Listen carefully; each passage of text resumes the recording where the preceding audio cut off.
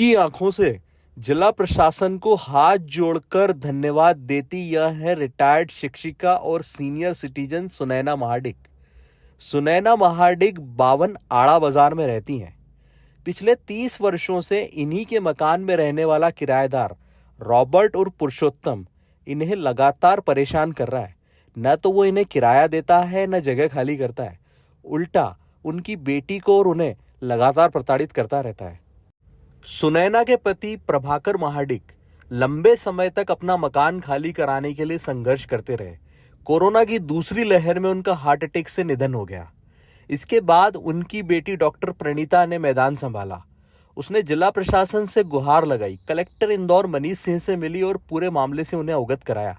इसके बाद जिला प्रशासन एक्टिव हुआ और एसडीएम मुनीष सिंह सिक्करवार को उनके घर पर भेजा और बुजुर्ग महिला को उनके मकान का कब्जा दिलवाया।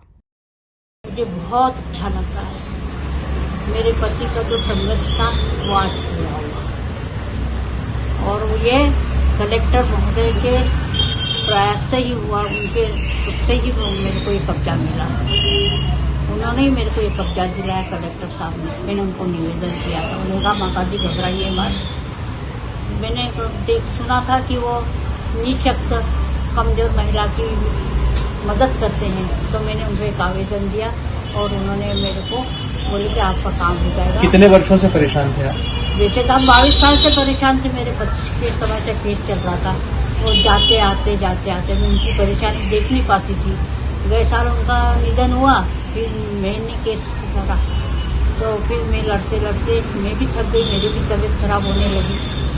फिर मैंने देखा कि पेपर पढ़ा कि कलेक्टर साहब वृद्ध निःशक्त महिलाओं की बहुत मदद करते हैं, तो मैंने उनको एक निवेदन दिया और उन्होंने कहा माता जी घबराइए मत, आपका काम हो जाएगा। और उन्होंने आज ये मेरा काम कर दिया। 2 दफे मेरे को निवेदन और देना पड़ा, उसके बाद मेरा ये काम हो गया और आज मैं उनको तहे दिल से बहुत बहुत आभारी हूँ।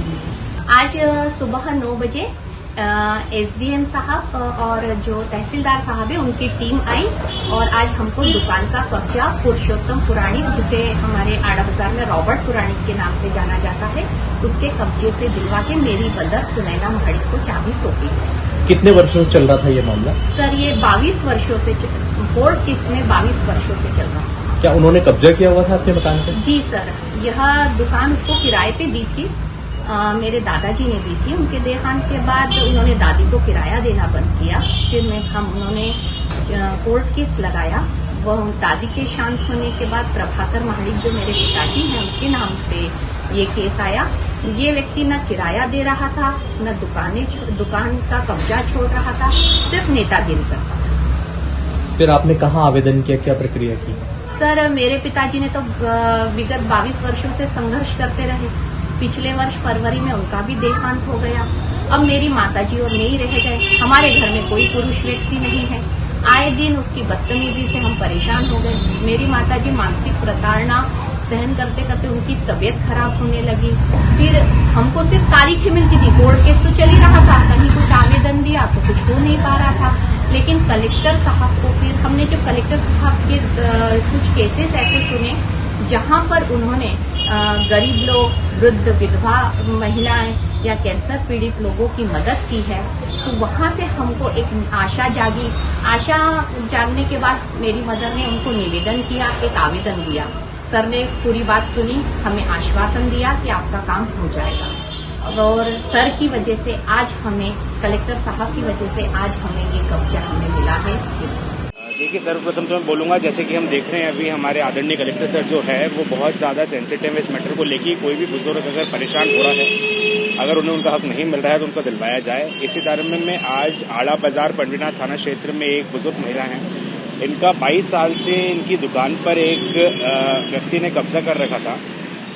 पुरोहित नामक व्यक्ति था वो, और वो किराने की दुकान संचालित कर रहा था। इन्होंने रेंट पे दिया था पर वो खाली नहीं कर रहा था। ये बहुत ज़्यादा परेशान हो रही थी। तो उसी उसमें एसडीओ रेवेन्यू मल्हारगंज द्वारा एविक्शन को ऑर्डर इसमें पारित किया था रेंट कंट्रोल एक्ट के तहत, और आज इन्हें कब्जा वापस पुनः सौंपा गया है। सर जो जिसने कब्जा कर रखा था, क्या उस पर भी किस प्रकार की कार्रवाई की गई? बिल्कुल आगामी कार्रवाई होगी। पहले तो हमारा ये था कि जिनको हक नहीं मिल रहा है, जो बुजुर्ग महिला परेशान हो रही है, उनका हक दिलवाया जाए। उसके बाद आगामी कार्रवाई की।